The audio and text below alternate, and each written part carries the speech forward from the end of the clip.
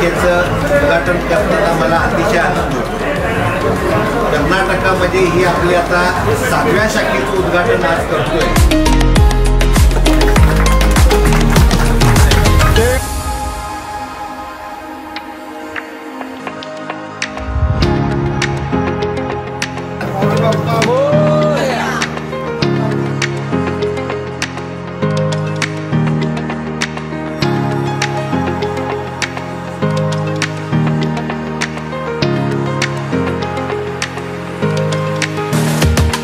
आपली बँक ही एक महाराष्ट्रामधली नाही तर देशामधली एक चांगली बँक म्हणून आपली ओळखली जाते.